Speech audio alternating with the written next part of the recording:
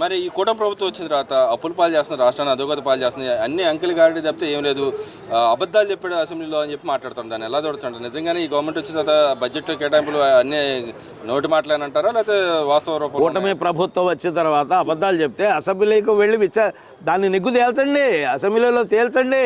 నీకు ఆ దమ్ము లేదు, అసెంబ్లీకి వెళ్ళే దమ్ము లేదు. ప్రజలు ఎన్నుకున్నది దేనికండి? ప్రజలు ఎన్నుకున్నది అసెంబ్లీలో వాళ్ళ సమస్యల కోసము, ప్రభుత్వం ఏదైనా తప్పులు చేస్తుంటే దాన్ని గాడిలో పెట్టడం కోసము. మీరు నిద్రపోతూ 11 మంది అయినా చాలండి. ఒకప్పుడు కమ్యూనిస్ట్ పార్టీ వాళ్ళు కానివ్వండి, బీజేపీలో వెంకయ్యనాయుడు కానివ్వండి, 294 మందిలో ఒకడే వెంకయ్యనాయుడు గారు. ప్రభుత్వాన్ని గడగడలాడిచ్చేవాడు, ప్రజా సమస్యలు మాట్లాడేవాళ్ళు. మరి ఆ దమ్ము మీకు లేదే. వద్దు లేతే ఎక్కడి నుంచి ఏ రూపాయి వస్తుందా, ఏ పేదవాడి ఆస్తి కబ్జా చేద్దామా, ఇదే ఆలోచన తప్ప వైసీపీ వాళ్ళకి రెండో ఆలోచన లేదండి. మరి ఆ నికాసైన నాయకుడు అడిగిన దానికి సమాధానం చెప్పలేకపోతున్నాడు. అక్కడికి వెళ్ళి అసెంబ్లీలో ఏదో ఒకళ్ళొకళ్ళ గురించి పొగుడుకోవడం తప్పితే ఏం జరగలేదంట అసెంబ్లీలో. ఓన్లీ భజన చేశారంట కదా. ఆ భజన వైసీపీ వాళ్ళు చేసుకుంటారు. ఆ భజనలో చాలా ఆ దుర్మార్గుడు జగన్మోహన్ రెడ్డి మీద పాటలు పాడిన వాళ్ళు ఉన్నారు, కవితలు చెప్పిన వాళ్ళు ఉన్నారు. అసెంబ్లీలోనే మరి ప్రజా సమస్యలు మాట్లాడాల్సిన చోట మరి ముఖ్యమంత్రి భార్య గారిని అవమానించడం ఉంది, అక్కడ ఆడవాళ్ళ గురించి మాట్లాడుకోవటం ఉంది. అవన్నీ అసెంబ్లీ దేనికండి ఉన్నది? ప్రజల సమస్యల కోసం చట్టాలు చేసేటైతే అసెంబ్లీ. దాన్ని వ్యక్తిగతంగా మరి అవతల వాళ్ళని దుర్భాషలాడటానికి ఉపయోగించుకున్నటువంటి నీచమైన పార్టీ వైసీపీ పార్టీ. అంటే ఇక్కడ మరి ఆయన అడిగిన దానికి సమాధానం చెప్పాలి కదా. ఏ వేదిక సమాధానం చెప్పాల్సిన వేదిక అంటారు? బయట ఆయన ప్రెస్ మీట్ పెట్టిన దానికి సమాధానం చెప్పాలా, లేకపోతే లోపల ఉన్న దానికి సమాధానం చెప్పాలి? దమ్ముంటే అసెంబ్లీకి రమ్మనండి, అసెంబ్లీలో ప్రశ్న ఏమనండి, దానికి సమాధానం చెప్పడానికి కూటమిలో ప్రతి ఒక్కరూ సిద్ధంగా ఉన్నారండి. ఆ దమ్ము లేదు, అసెంబ్లీకి రాలేరు. మరి ఆయన బయట పెట్టి దానికి సమాధానం చెప్పాలంటారా? ఏది బయట పెడతారు? ప్రెస్ మీట్ పెట్టి అడుగుతా ఉన్నాడు గవర్నమెంట్ సంగతి. నోటికి వచ్చిన అబద్ధాలు వాగుతుంటే వాటికి సమాధానం చెప్పుకుంటూ కూర్చుంటే పరిపాలన ఎలా సాగుతుంది? ఈ రోజున అద్భుతంగా కూటమి ప్రభుత్వంలో ప్రతి ఒక్కళ్ళు కూడా నిద్రాహారాలు మానేసి రోజుకు 18 గంటలు పనిచేస్తున్నారు. ఆ యొక్క ఫలితాలు ఇవాళ రాష్ట్ర ప్రజలు అనుభవిస్తున్నారు.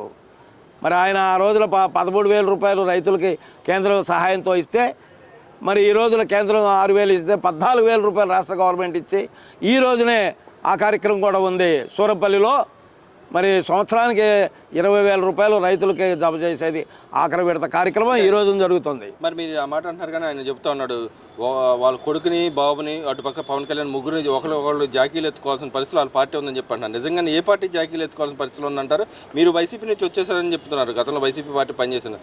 నిజంగానే ఏ పార్టీ జాకీలు ఎత్తాలంటారు? మీలాంటి నికార్సన నాయకులు పోగొట్టుకున్న పార్టీ జాకీలు ఎత్తాలంటారు, లేకపోతే వీళ్ళు జాకీలు ఎత్తుకోవాలంటారు? నిజాయితీ పరులు ఎవరు ఆ వైసీపీ పార్టీలో ఉండరు. ప్రజా సంక్షేమం కోసం ఇవాళ మేమున్నాం. వీరవసంత దివ్యాంగుల సంక్షేమ సంఘం. పదవులకి డబ్బుకి ఆశపడం, మా యొక్క దివ్యాంగుల హక్కుల కోసం మాత్రమే ఎవరినైనా ప్రశ్నిస్తాం. 2024లో చంద్రబాబు గారిని గెలిపించాం. మరి అవసరమైతే ఆయన్ని కూడా మేము అక్టోబర్ నెలలో కూడా అడిగాం, మాకు మేలు చేయకపోతే మేము పార్టీలో కూడా ఉండమని కూడా చెప్పాం. ఆ సందర్భంగా మేము వారిని మెప్పించుకొని మరి మా యొక్క సమస్యలు 7 సమస్యలను పరిష్కారం చేసుకోగలిగాం. ఈ రోజున దివ్యాంగులకి మరి రాజ్యాధికారంలో కూడా భాగం సంపాదించుకోగలిగాం. ఫ్రీ బస్సుల్లో మగవాళ్ళకు కూడా ఉచితంగా ప్రయాణం చేసే సౌకర్యాన్ని కల్పించుకోగలిగాం. మరి మాకు 50% సబ్సిడీతో లోన్లు కూడా మరి త్వరలో కార్యాచరణ జరుగుతుంది. ప్రతి జిల్లా కేంద్రంలో కూడా దివ్యాంగ భవనాలు ఏర్పాటవుతున్నాయి. 3-వీలర్ వెహికల్స్ ఇస్తున్నారు. బ్యాక్లాగ్ పోస్టులు ఇచ్చి మాకు ఉద్యోగాలు ఇస్తున్నారు. ఉపాధి అవకాశాలు P4 ద్వారా ఎన్నో అవకాశాలను మాకు కల్పించారు. ఇదండి ప్రభుత్వం చేయాల్సిన పనులు. 5 ఏళ్ల కాలంలో ఏ రోజున ఆ తాడేపల్లి కొంప వదిలి బయటికి రాలేదు, ప్రజల సమస్యలు పరిష్కరించలేదు, ఏ ఒక్క దివ్యాంగుడికి ఒక అపాయింట్మెంట్ ఇవ్వలేదు. స్థానిక మరి ఎన్నికల్లో గెలిచినటువంటి ఎమ్మెల్యేలకు కూడా అపాయింట్మెంట్ ఇవ్వని ఈ దుర్మార్గుడు మంచి చేస్తాడా? అంటే జాకీలు ఎత్తుతున్నారు, వీళ్ళకి జాకీలు ఎత్తుకుంటున్నారు. ఏమండి, నిజాయితీ పరుడికి జాకీలు అవసరం లేదండి, సమర్థుడికి జాకీలు అవసరం లేదండి. ఇప్పుడు నేనున్నా, నాకు ఒక కాలు లేదు, కబడ్డీ ఆడతానంటే కుదురుద్దా? కబడ్డీ నేను ఆడగలనా? దానికి 2 కాళ్ళు కావాలి, దేహదారిద్ర్యం కావాలి. అట్లాగే నీకు ఇక్కడ కబడ్డీ ఆడుతున్నారు పవన్ కళ్యాణ్ గారు కానివ్వండి, మరి అట్లాగే లోకేష్ బాబు గారు కానివ్వండి, వాళ్ళు కబడ్డీ ఆడుతున్నారు, బాక్సింగ్ చేస్తున్నారు, వాళ్ళు క్రికెట్లో ఆడుతున్నారు, గెలిపిస్తున్నారు, ఆ విధంగా ముందుకెళ్తున్నారు. వాళ్ళకి జాకీలు ఎందుకండి? వాళ్ళ పనే విధానాలే, వాళ్ళు చేసే పనులే ఈ రోజున రాష్ట్రం మొత్తం చూస్తుంది, నువ్వేం చేసావో చూసింది. ఈ రోజున కూటమి ప్రభుత్వంలో నాయకులు ఏం చేస్తున్నారో చూస్తున్నారు. నువ్వు కళ్ళబొల్లి మాటలు, నువ్వు అబద్ధాల మాటలు, నువ్వు మాట్లాడేది పొద్దులైతే మాటలు చెప్పటమే, పొద్దులైతే అబద్ధాలు ఆడటమే. నోటికి ఈ జగన్మోహన్ రెడ్డిలో గొప్పతనం ఉందండి. అతను ఎన్ని అబద్ధాలు ఆడినా అతను తొడగడు బెనకడు. అతనిలో గొప్పతనం ఏంటంటే చచ్చిపోయిన శవం చేత కూడా డ్యాన్స్ చేపిస్తాడు, ఉపాధి జరుగుతుంది. ఆయన ఇక్కడ మాట్లాడుతూ ఉన్నాడు, అసలు పార్టీ ఇటు కూటమి ప్రభుత్వంలో ఉన్న వాళ్ళందరూ అసెంబ్లీలో డ్యాన్స్ చేయడానికి తప్పితే అక్కడ ఏం జరగలేదు, నేను అడిగిన దానికి సమాధానం చెప్పకుండా పారిపోతా ఉంది అని మాట్లాడుతున్నాడు. నిజంగానే ఆయన బయట అడిగిన దానికి అసెంబ్లీలో సమాధానం చెప్పాలంటారు. అసలు ఆ అసెంబ్లీలో ఏ విధంగా జరిగింది అంటారు? అసెంబ్లీలో జరిగిన దానికి సమాధానం వస్తాయి అంటారు, బయట నుంచి అడిగిన దానికి కూడా సమాధానాలు చెబుతారంటారు. దమ్ము ధైర్యం ఉన్న పార్టీ కానీ నాయకుడు కానీ నువ్వైతే ఒక్కడవైనా సరే రా అసెంబ్లీకి. అసెంబ్లీలో అడిగితే నీకు విలువ ఉంటుంది, గౌరవం ఉంటుంది. నీకు గౌరవం లేదు. నువ్వు ఒక పులివెందుల శాసనసభ్యుడిగా కూడా పనికిరానటువంటి నాయకుడు ఎవరైనా అంటే అది జగన్మోహన్ రెడ్డి. ఒక్కరున్న అసెంబ్లీలకు వచ్చే సంస్కృతి చాలా కాలం నుంచి మీకు తెలుసో తెలీదో సిపిఎం సిపిఐ పార్టీలు ఇద్దరు ముగ్గురు ఉన్నా సరే వచ్చి అక్కడ వాళ్ళ వాయిస్ వినిపిస్తారు. నీకు అది చేత కావట్లేదు. చేతకాని దద్దమ్మ నాయకుడు నువ్వు పులివెందులకి కూడా పనికిరానటువంటి శాసనసభ్యుడివి, పులివెందులను కూడా అభివృద్ధి చేసుకోలేనటువంటి చేతగానే శాసనసభ్యుడివి. అదే పులివెందులకి నీళ్ళు అందిస్తున్నటువంటి గౌరవ శాసనసభ్యుడు. వెలుగోడు ప్రాజెక్ట్ని జాతికి అంకితం చేశావు. నువ్వు ఇంతకుముందు అంకితం చేసి ఏం చేసావు? సిట్టింగ్ చేసి తర్వాత మరుసటి రోజు అందులో నీళ్ళు లేవు, లారీలతో ఐరన్ ప్రాజెక్ట్ తీసి ఆ ప్రాజెక్ట్ని అక్కడ పెట్టి నువ్వు వెళ్ళిపోయిన తర్వాత అక్కడ వాటర్ లేకుండా పోయింది. ఈరోజు అది జాతికి అంకితం చేశాడు గౌరవ ముఖ్యమంత్రి నారా చంద్రబాబును. రాష్ట్రంలో ఏ అభివృద్ధి జరిగినా అది నారా చంద్రబాబు నాయుడు గారు చేసినటువంటి అభివృద్ధి. రైతులు ఈరోజు సంతోషంగా ఉన్నారంటే ఆ గౌరవ ముఖ్యమంత్రి నారా చంద్రబాబు నాయుడు గారు.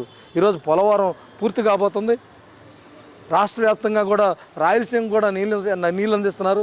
కార్మికులు సంతోషంగా ఉన్నారు, అందరూ సంతోషంగా ఉన్నారు. నీ పార్టీ నువ్వు జాకీ ఎత్తుకో, జాకీ లేపుకో, ఇంకొక ఎవరితో నేను 10 మందితో లేపించి జాకీ, అంతేగాని తెలుగుదేశం పార్టీని అనే అర్హత కానీ అనే సామెత కానీ నీకు లేదు అసలు. ఎందుకంటే నువ్వు మాట్లాడడానికి కూడా అనర్హుడు. ఎందుకంటే నాకు సాల్వాలు కప్పండి, జాకీలు ఏంటి పిచ్చి పిచ్చి మాట్లాడే మాటలు రాష్ట్ర ప్రజలు చూస్తున్నారు. ఆ 11కు కూడా లోచుకొని పరిస్థితుల్లో ఉన్నావు నువ్వు. ఈ రాష్ట్రంలో నీ పార్టీ నాయకులందరూ పారిపోతున్నారు. వాళ్ళని ఆపుకొని వాళ్ళకి జాకీ లేపి వాళ్ళని పొగుడుతుంటే నీ దగ్గర ఉంటారేమో. అంటే ఇక్కడ నేను వాళ్ళ పార్టీ ఆవిర్భావ దినోత్సవం కూడా అయింది, 16 సంవత్సరాలు అయింది. అధికార పక్షంలో ఉండి ఏ రోజు ఆవిర్భావ దినోత్సవం జరిగింది లేదు. నిన్న జెండా ఎగరేసాడు ఆయన.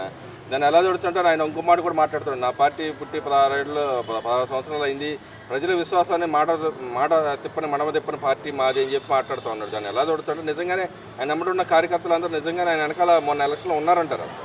అసలు నీకు మఠం తిప్పను మాట తప్పను అనే పదానికి నువ్వు అనర్హుడివి. ఎందుకనంటే చెల్లిని తల్లిని బయటకు తోసేసినటువంటి నువ్వు మాట మీద నిలబడేవాడువా? నీవు ఒకరి దగ్గర పార్టీని లాక్కొని వైఎస్ఆర్సీపీ అనే పార్టీని లాక్కొని గొగ్గోలు పెడుతున్నాడు. నిన్నంతా కూడా ఈ పార్టీ నాది అని ఒక వ్యక్తి బయటకు వచ్చి నేను రిజిస్ట్రేషన్ చేస్తే నా దగ్గర లాక్కొని నన్ను బయటకు తోసేసి నన్ను అబాస్పాలు చేశాడని చెప్తున్నటువంటి వైఎస్ఆర్ కాంగ్రెస్ పార్టీ అసలు నాయకుడు, రిజిస్ట్రేషన్ చేసినటువంటి నాయకుడు నిన్ను నానా మాట్లాడుతున్నాడు. అది చూసుకో ముందు. అసలు నీ పార్టీ మడవం తిప్పని పార్టీ, లేకపోతే నువ్వు ఈ రాష్ట్రాన్ని ఉద్ధరించావు. ఏం ఉద్ధరించావు? నువ్వు ఉద్ధరించింది ఏం లేదు. అది ఏదైనా జరుగుంటే అభివృద్ధి జరిగినా, సంక్షేమం జరిగినా, ఉపాధి జరిగినా, ఏది జరిగినా అది నారా చంద్రబాబు నాయుడు గారి నాయకత్వంలో జరిగినటువంటి 14 సంవత్సరాల పాటు జరిగినటువంటి అభివృద్ధి, ఇంకా జరగబోతున్నటువంటి అభివృద్ధిని మనం చూస్తున్నాం. అతి వేగంగా జరుగుతున్నటువంటి అభివృద్ధి. అంటే ఈ 16 సంవత్సరాలలో ఆయన ఒక 5 సంవత్సరాలు ముఖ్యమంత్రిగా ఉన్నారు.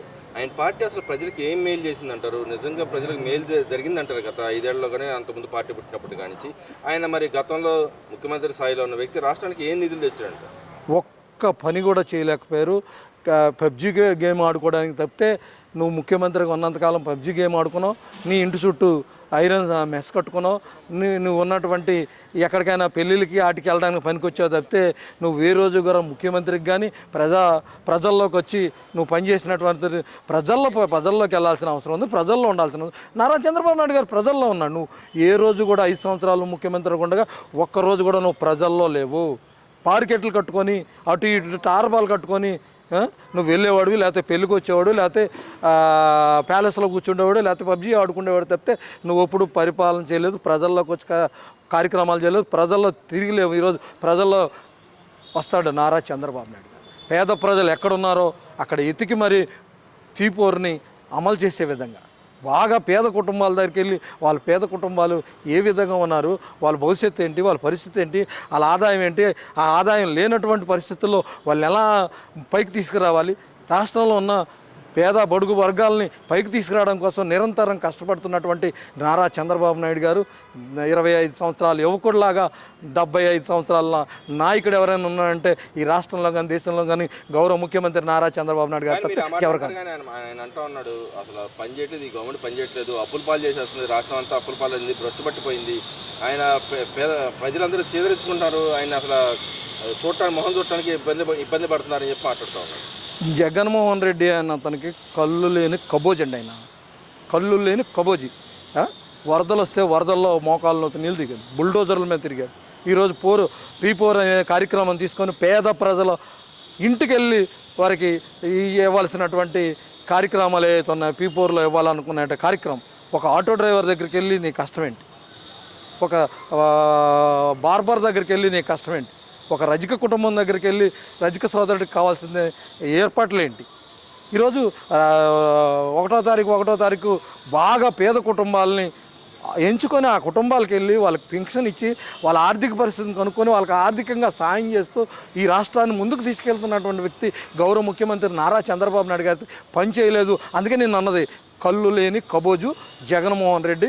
ప్రతిపక్ష నాయకుడిగా పనికిరానటువంటి నాయకుడు ఎవరన్నా ఉన్నానంటే జగన్మోహన్ రెడ్డి. ఎందుకంటే 11 సీట్లు ఇచ్చి కూడా అసెంబ్లీకి రాకుండా బయట కూర్చొని జాకీలు ఎత్తుకునే పరిస్థితిలో ఉన్నాడు జగన్మోహన్ రెడ్డి. జగన్మోహన్ రెడ్డి గారికి కూడా జాకీ ఇస్తారు. ఈ మధ్యకాలంలో ఒక యోమానికి వెళ్ళాడు, ఒక పూజకి వెళ్ళాడు. ఆ పూజకి వెళ్ళే దగ్గర లేకలేకపోతుంటే 4 లేపుతున్నారు అన్నమాట జాకీ పెట్టి. నిన్ను జాకీ పెట్టి లేపారు. ఈ రాష్ట్రంలో ఉన్నటువంటి ప్రజలు చూశారు, అందరూ కూడా నిన్ను ఎవరిని జాకీ పెట్టాడు, చంద్రబాబు నాయుడు గారు జాకీ పెట్టారో నీకు జాకీ పెట్టారో నువ్వు చూసావో నీకు తెలుసు, రాష్ట్ర ప్రజలకు తెలుసు, నీ నాయకులకు కూడా తెలుసు. నీకు జాకీ పెట్టలేదని ఎవడైనా రమ్మనిట్టు